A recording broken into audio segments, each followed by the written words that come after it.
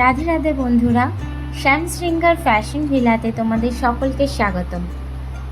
Next মান্থে Janmashtami, আর এই জন্মাষ্টমীতে আমাদের ছোট্ট গোপাল সোনার সুন্দর সুন্দর পোশাক নিয়ে আমি চলে এসেছি। ভিডিওটা সবাই শেষ পর্যন্ত দেখো। এই জন্মাষ্টমীতে আমার কাজের প্রেশারটা একটু বেড়ে যায়। জন্মাষ্টমীর অর্ডারগুলো ঢোকা শুরু হয়ে যায়, তো নিত্য নতুন ডিজাইনের ড্রেসগুলো বানাতে হয়, একটু হেভি পোশাক বানাতে হয়। তো আমি আজকে যে জামাটা বানাচ্ছি সেটা আমি তোমাদের কাছে শেয়ার করছি। প্রথমে আমি একটা বক্রমকে সার্কেল করে কেটে নিয়েছি সাইজ অনুযায়ী। যে সাইজের জামাটা বানাচ্ছি এটা 5, 6, 7 নম্বর গোপাল পরতে পারবে, গোপালের জামা। তো বড় গোপালের তো 3টে সাইজ, 3 থেকে 4টে সাইজ ম্যাক্সিমাম পরে নিতে পারবে এই জামাটা। তো বক্রমটাকে সেলাই করার পর আমি বক্রমটার দুটো পাশ কাপড় দিয়ে কভার করে দিলাম সেলাই দিয়ে।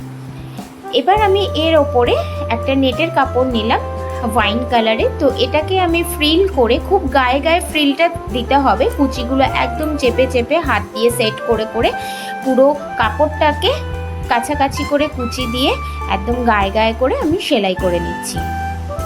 এটা সেলাইটা কমপ্লিট হয়ে গেল। কমপ্লিট হয়ে যাওয়ার পরে দেখো এটা পুরো ফুলের মতো ঘের হয়ে গেল।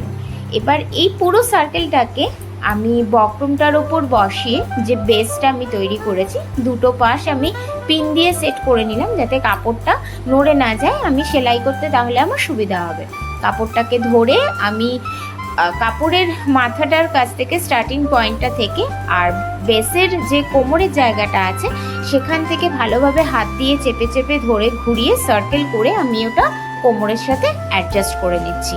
হ্যাঁ, একটু আস্তে আস্তে করতে হবে, ধরে ধরে, না হলে বেস থেকে কাপড়টা সরে যাবে। এটা পুরোপুরি আমি সেলাই করে নিলাম। করে নেওয়ার পরে বেস আর যে কাপড়টা দুটোর মুখটা আমি সেলাই করে জয়েন করে দিলাম। তাহলে কি হলো, পুরোপুরি কাপড়টা বেসের সাথে সেট হয়ে গেল। এবার যে কাপড়টা আমি উপর দিয়ে রাখলাম সেটা বেসের সাথে অ্যাডজাস্ট করব, হালকা করে করে কুচিগুলোকে ভালোভাবে হাত দিয়ে প্রেস করে করে সেট করে নেব যাতে পরপর কুচিগুলো পড়ে। এবার আস্তে আস্তে কুচিগুলো সেট করতে করতে আমি হাত দিয়ে ঘুরিয়ে ঘুরিয়ে সার্কেল ওয়াইজ আমি এটাকে রাউন্ড দিয়ে সেলাই করে যাব। তাহলে হ্যাঁ, একটু আস্তে করতে হবে, না হলে সেলাইটা ভাঁজ খেয়ে যাবে। আস্তে আস্তে হাত দিয়ে ধরে ধরে চেপে চেপে এটাকে পুরো সার্কেল করে আমি কুচিটা সেট করে নিয়ে আমি বেসটা সাথে এটাকে পুরো অ্যাডজাস্ট করে দিলাম।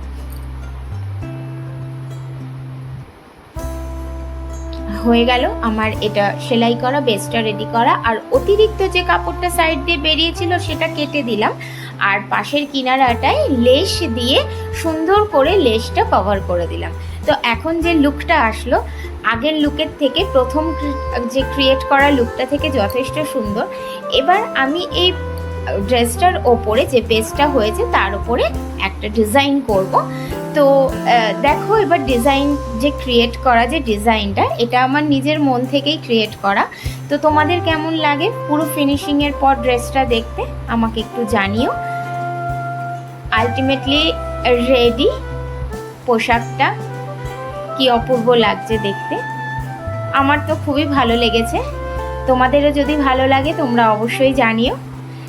যারা আমাকে সাবস্ক্রাইব করেছো তাদেরকে অসংখ্য ধন্যবাদ, আর যারা নতুন দেখছো তারা কিন্তু সাবস্ক্রাইব করতে ভুলো না, আর বেল বাটনটায় অবশ্যই ক্লিক করো, তাহলে সমস্ত নতুন নতুন ভিডিওগুলো তোমাদের কাছে চলে আসবে। জন্মাষ্টমীর অর্ডার নেওয়া শুরু হয়ে গেছে, তোমরা কেউ অর্ডার করতে চাইলে আমাকে অবশ্যই পিন করো। রাধে রাধে বন্ধুরা, তোমরা সবাই ভালো থেকো, সুস্থ থেকো। আমি আবার আসবো তোমাদের কাছে নতুন ভিডিও নিয়ে। Thank you.